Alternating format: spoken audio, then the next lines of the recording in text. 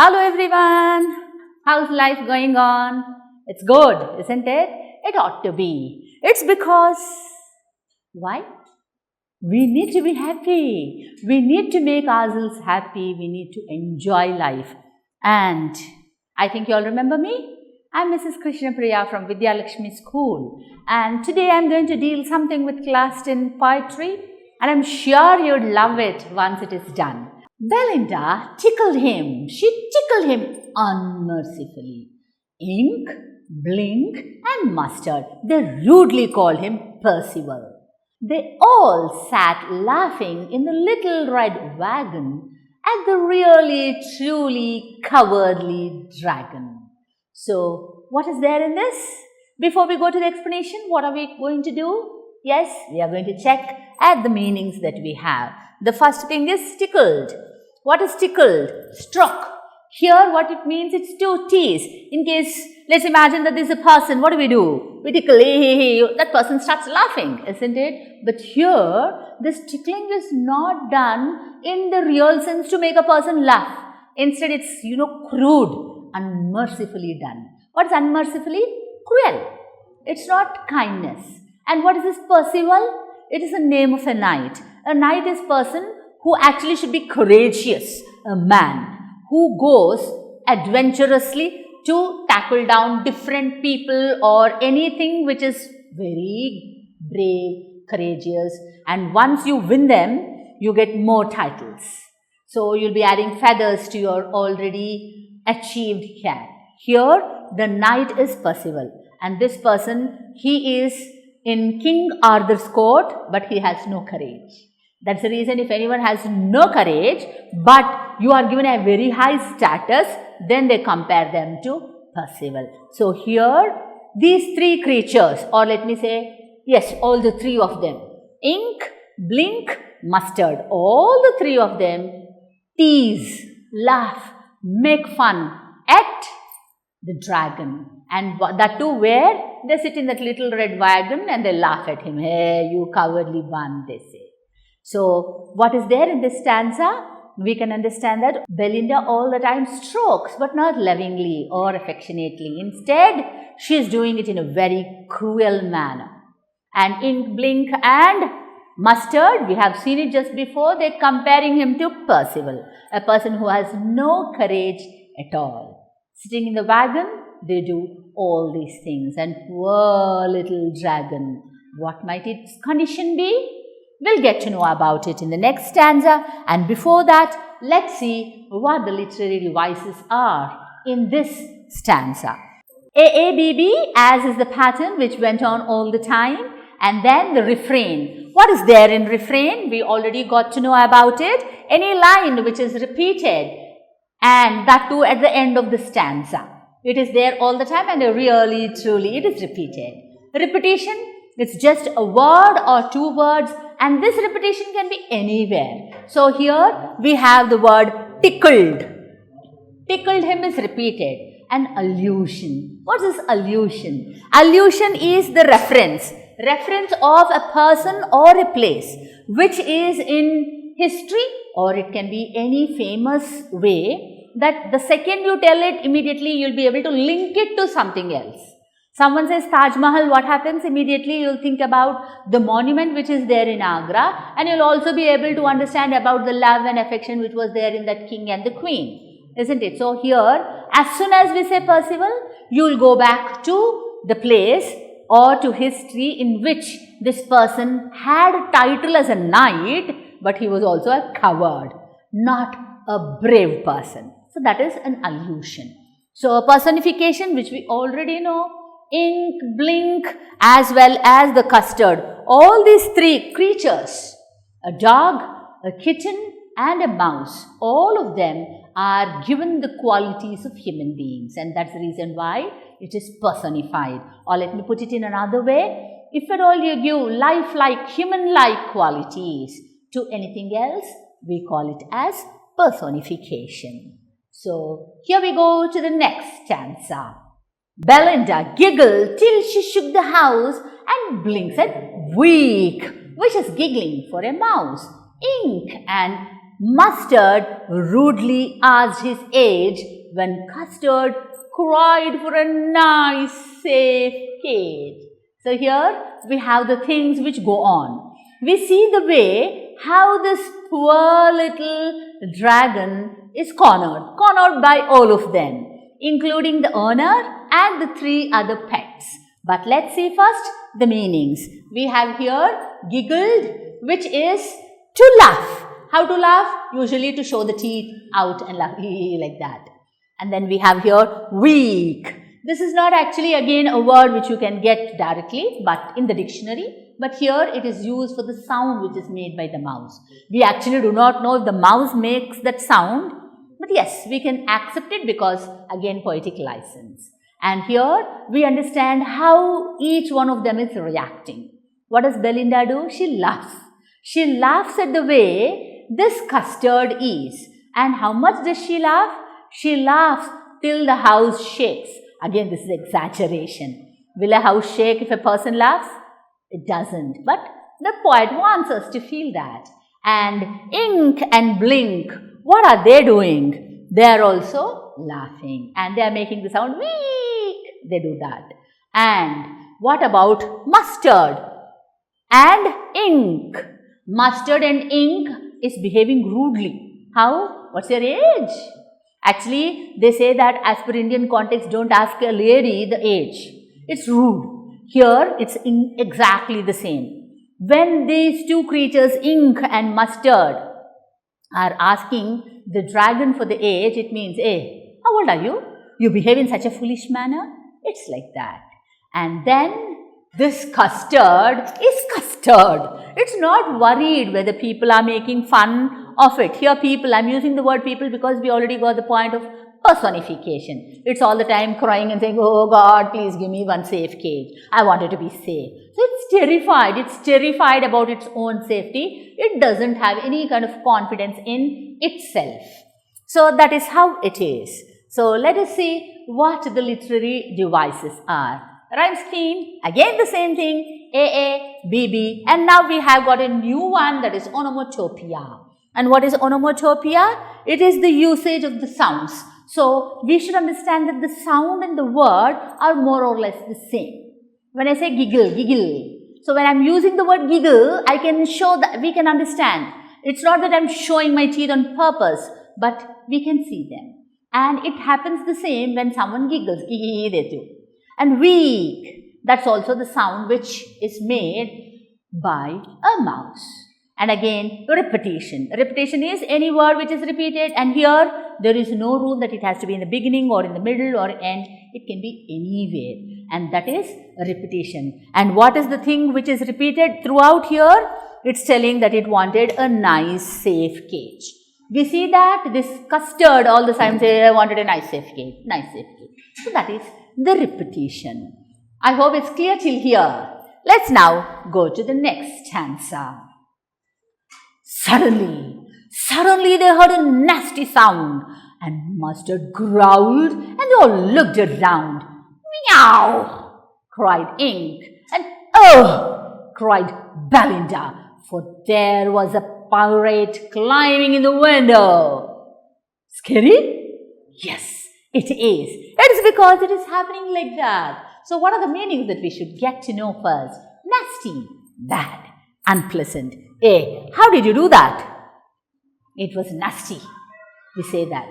Growled. Here it is the bark. It is the angry sound. Pirate. You might have seen in any of the movies, usually we get it. People who rob on the sea, ships. It's a long journey. Is it journey? No, please. It's a voyage. When there used to be long voyages once upon a time, they say that they were attacked by pirates. They used to loot and go. And then the next one is window. And it is actually used for the sake of window.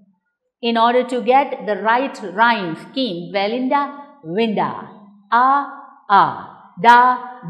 So it's like that. It's again poetic license. So what is happening?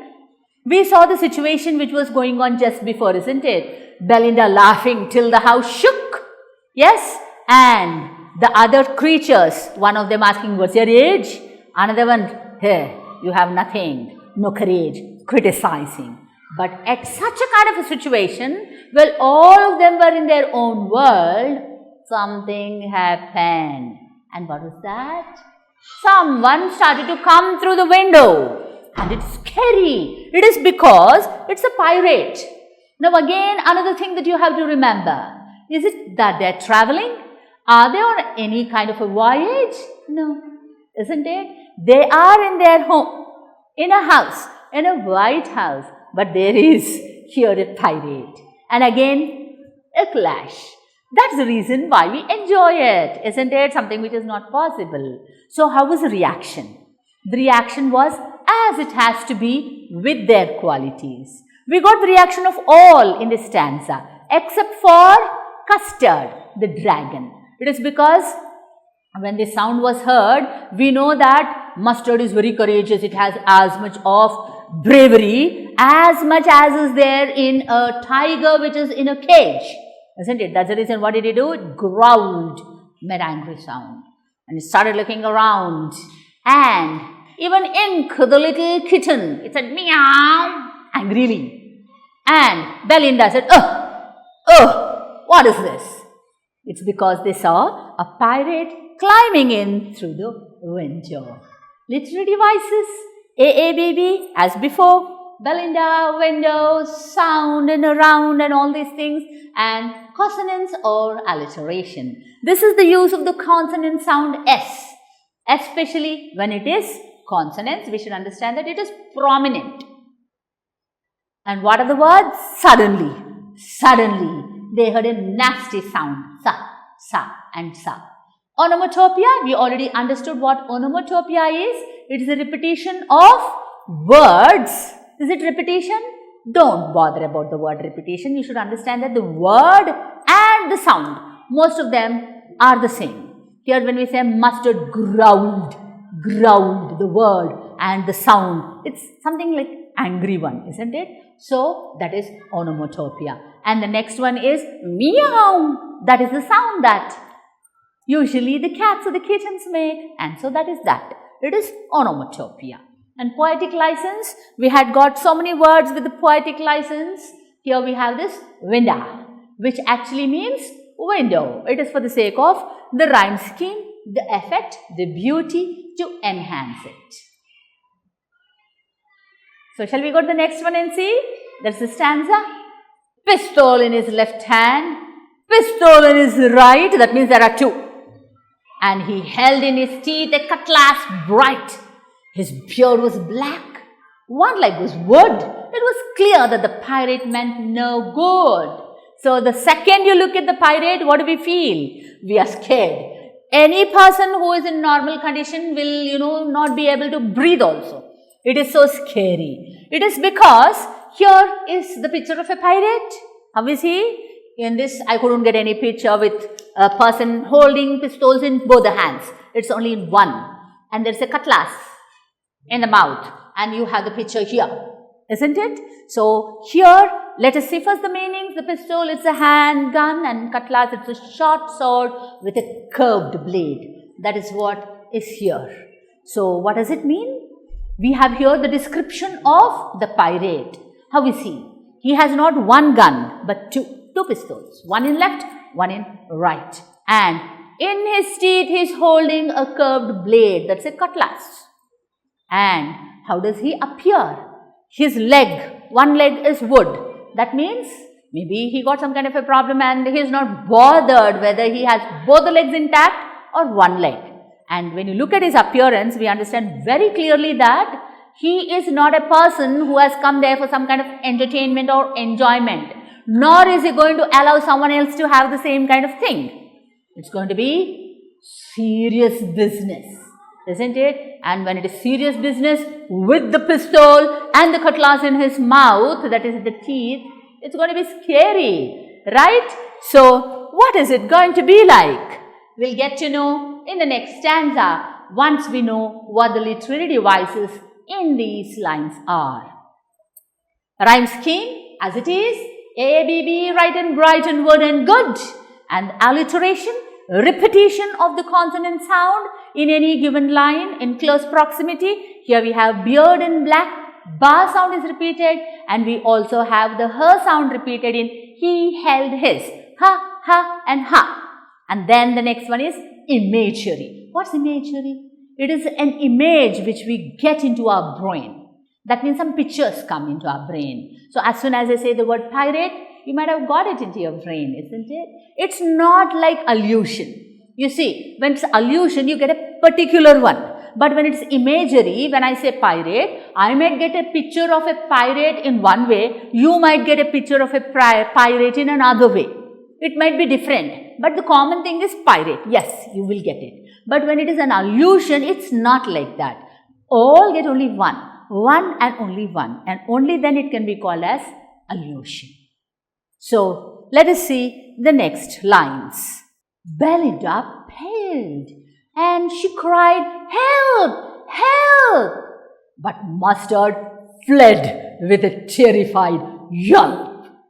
Ink trickled down to the bottom of the household and little Mouse blinked strategically mousehold.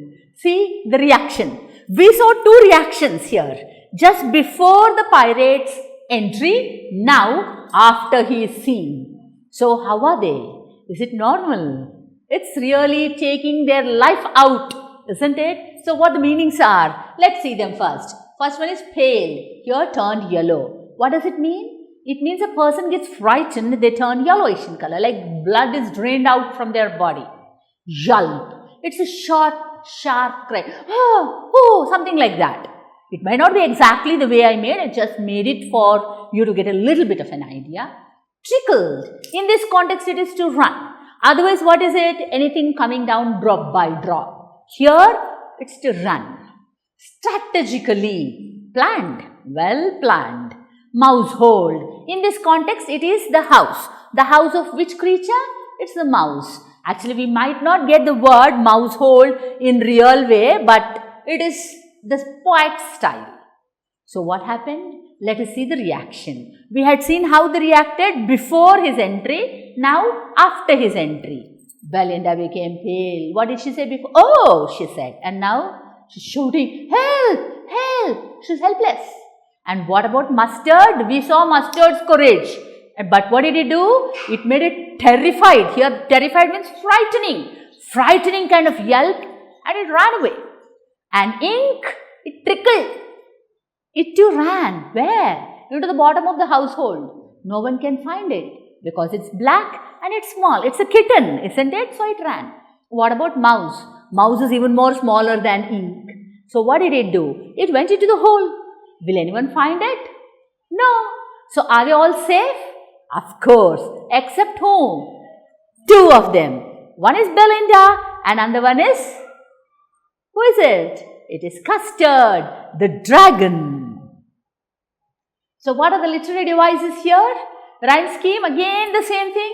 AABB, that is help and yelp, household and mousehold. Transferred epithet is there here. What actually is a transferred epithet? You should understand it clearly. In case one adjective is used for one noun instead of using for something else, then it is transferred epithet. Actually, if we use the word yelp, it is a sound. Who made the sound? The dog. Mustard the dog. Isn't it? In case we say, Mustard was terrified and it yelped. It's a normal sentence. But we are saying it's a terrified yelp. Yelp cannot show any kind of reaction. It cannot be a happy yelp or something else. It can't be. Because human beings only can do that. So, the adjective is used for something else. I all the time tell my students to remember happy birthday. Happy birthday. Who is celebrating? Maybe I am celebrating, but I am going to be happy. It's not the birthday which is going to be happy, isn't it? So, then it is happy birthday is a transferred epithet. Exactly here, terrified yelp is a transferred epithet. I hope you understood it clearly. Now, repetition. Help, help. It is repeated. Now, do you think it is only repetition or it can be taken for something else? Yes, you are right. We can take it for another thing, and that is alliteration.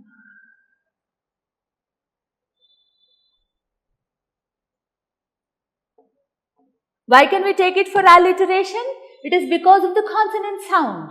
Ha, ha. A repetition of the consonant sound in the beginning of any given line, isn't it? And that too in close proximity. The next one again, poetic license. It is no word with mousehold, but purposefully, in order to rhyme it with household, the poet has used mousehold, and so it is poetic license.